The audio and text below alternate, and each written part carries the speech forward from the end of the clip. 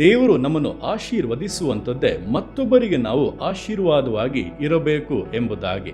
ಅಂದರೆ ನಮ್ಮ ಕರಗಳಲ್ಲಿ ಬರುವಂಥ ಪ್ರತಿಯೊಂದು ಆಶೀರ್ವಾದಗಳಲ್ಲಿಯೂ ಮತ್ತೊಬ್ಬರ ಪಾಲು ಸೇರಿರುತ್ತದೆ. ಅದನ್ನು ಅರಿತು ನಾವು ಸರಿಯಾಗಿ ಅದನ್ನು ಉಪಯೋಗಿಸುವಂಥ ಸಮಯದಲ್ಲಿಯೇ ದೇವರ ಇನ್ನೂ ಹೆಚ್ಚಿನ ಆಶೀರ್ವಾದಗಳನ್ನು, ಮೇಲುಗಳನ್ನು ಹೊಂದುವುದಕ್ಕೆ ಸಾಧ್ಯ.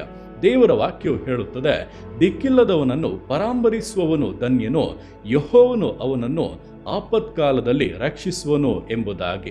ಅಂದರೆ ಕರ್ತನು ನಿಮ್ಮನ್ನು ಆಶೀರ್ವದಿಸುವಾಗ ನೀವು ಮತ್ತೊಬ್ಬರಿಗೆ ಆಶೀರ್ವಾದವಾಗಿ ಇದ್ದರೆ ನಿಮ್ಮ ಕಷ್ಟ ಕಾಲದಲ್ಲಿ ದೇವರು ನಿಮಗಾಗಿ ನಿಲ್ಲುತ್ತಾರೆ. ನಿಮ್ಮನ್ನು ರಕ್ಷಿಸುವಂತೆ, ವಿಮೋಚಿಸುವಂತೆ, ಅದರಿಂದ ಮೇಲೆ ತಂದು ಉದ್ಧರಿಸುವಂತೆ ದೇವರು ನಿಮ್ಮ ಜೊತೆಯಲ್ಲಿ ನಿಂತು ಯುದ್ಧ ಮಾಡಿ ಜಯವನ್ನು ಕೊಡುತ್ತಾರೆ. ಆದ್ದರಿಂದ ಮತ್ತೊಬ್ಬರಿಗೆ ಆಶೀರ್ವಾದವಾಗಿರಿ. ಆಗ ದೇವರು ನಿಮ್ಮನ್ನು ವಿಶೇಷವಾಗಿ ಆಶೀರ್ವದಿಸುವುದನ್ನು, ಮಾನಿಸುವುದನ್ನು ಅನುಭವಿಸುತ್ತೀರಾ.